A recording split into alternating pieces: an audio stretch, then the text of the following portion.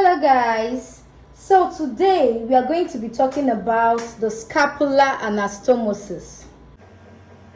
The scapula anastomosis.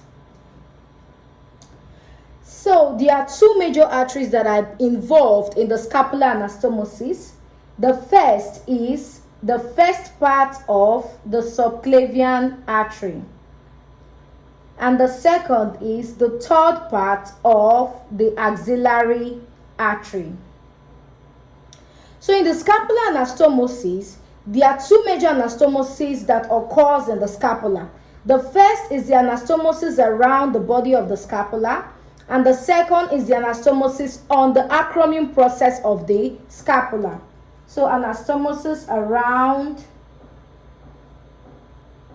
the body of the scapula and anastomosis on the acromion process of the scapula.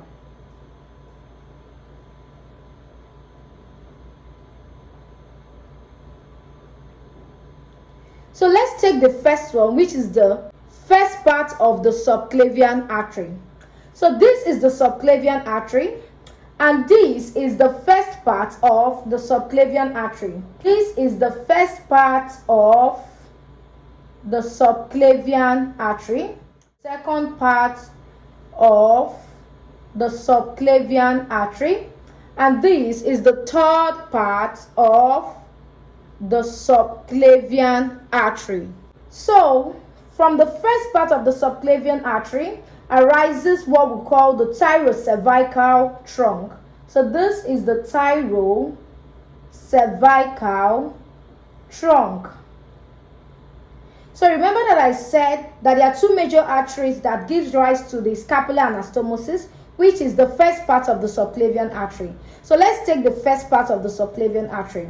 So the first part of the subclavian artery gives off four branches. It gives off the first branch, which is the ascending cervical artery. It gives off the second branch, which is the inferior thyroid artery. Then it gives off the third branch, which is the transverse cervical artery. The transverse cervical artery. And finally, it gives off the last branch, which is the suprascapular artery.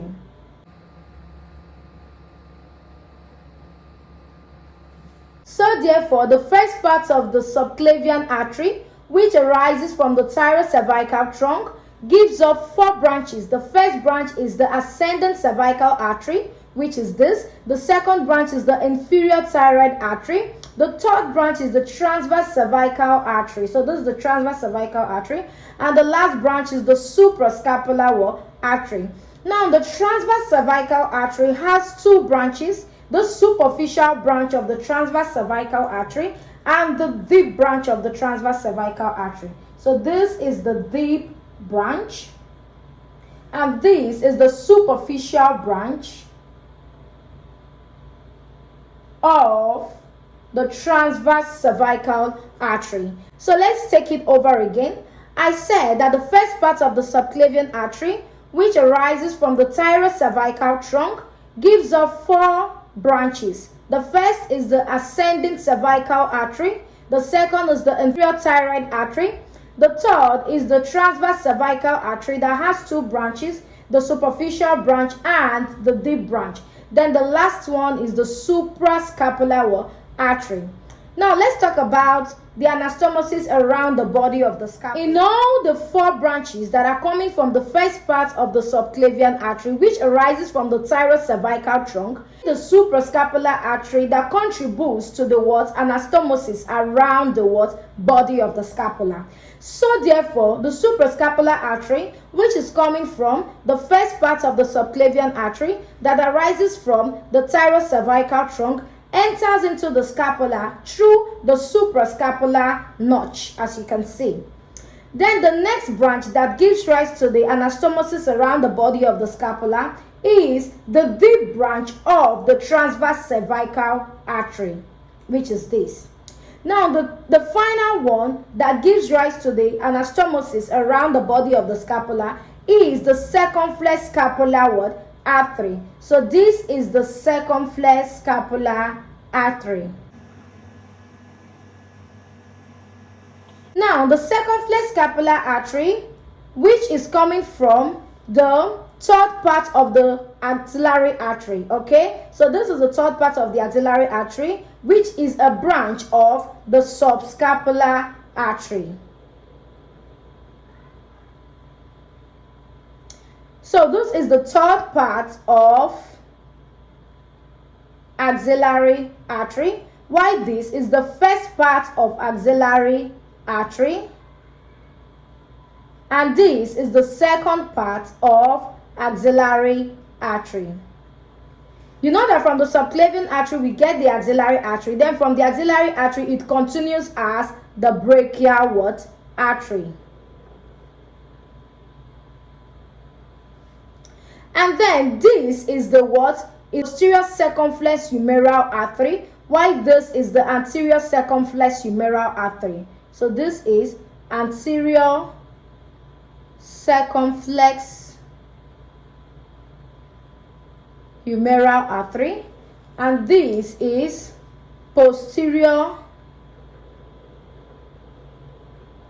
circumflex humeral artery.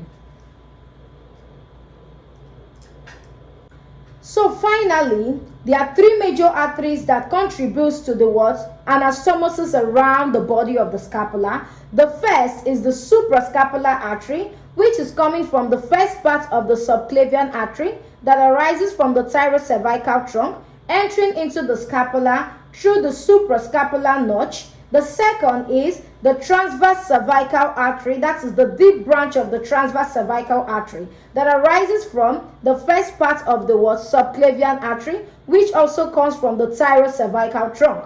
And the last one is the circumflex scapular artery, which arises from the third part of the axillary artery, which is a branch of the subscapular artery. Now, the anastomosis on the acromion process are: the first one is the acromial branch of the suprascapular artery. So this is the acromial branch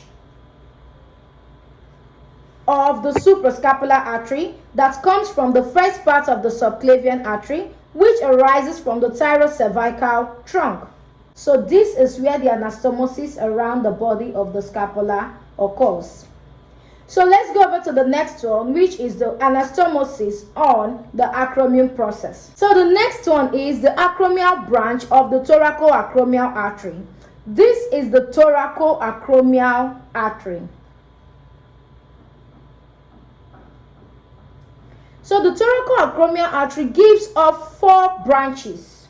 The first branch is the acromial branch of the thoracoacromial artery. So this is the acromial branch of the thoracoacromial artery. The second one is the deltoid branch of the thoracoacromial artery. The third one is the pectoral branch of the thoracoacromial artery. And finally, the clavicular branch of the thoracoacromial artery.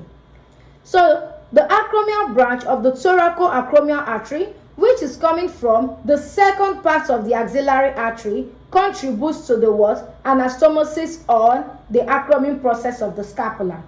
Then finally, acromial branch of the posterior circumflex humeral artery that is coming from the third part of the axillary artery also contributes to the anastomosis on the acromion process of the scapula. Let's take it all over again. The acromial branch from the suprascapular artery, which is coming from the first part of the subclavian artery that arises from the thyrocervical trunk, and the acromial branch of the thoracoacromial artery, which is coming from the second part of the axillary artery. And finally, the posterior circumflex humeral artery, which is coming from the third part of the axillary artery. So all this contributes to the anastomosis on the acromion process of the scapula. In summary, the anastomosis of the scapula includes the anastomosis around the body of the scapula and the anastomosis on the acromion process of the scapula. Two major arteries contribute to this scapular anastomosis, which are the first part of the subclavian artery and the third part of the axillary. For the first part of the subclavian artery, we have the suprascapular artery that is coming from the first part of the subclavian artery that arises from the thyrocervical trunk. The next one is the deep branch of the transverse cervical artery that is also coming from the first part of the subclavian artery, which arises from the thyrocervical trunk. And finally, the circumflex scapular artery, which is coming from the third part of the axillary artery. It has this branch from the subscapular artery. So these arteries give rise to the what? Anastomosis on the body of the scapula. Then anastomosis on the acromion process. We have the acromial branch from the suprascapular artery. We also have the acromial branch from the thoracoacromial artery, which is coming from the second part of the axillary artery. Then we have the acromial branch of the what? Posterior circumflex humeral artery that is coming from the third part of the axillary artery. Remember that this acromial branch of the suprascapular artery is coming from the first part of the subclavian artery. These are called the intercostal arteries. Now let's talk of the clinical importance.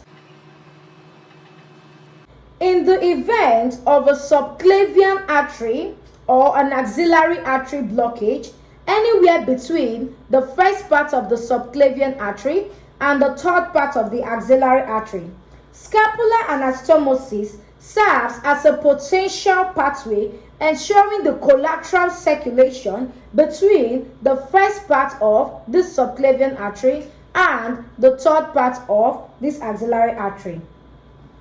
The first part of this subclavian artery and the third part of this axillary artery, in summary, ensures the adequate circulation mainly in the upper limb. Axillary pulsation and compression can be felt at the lower part of the lateral wall of the axilla.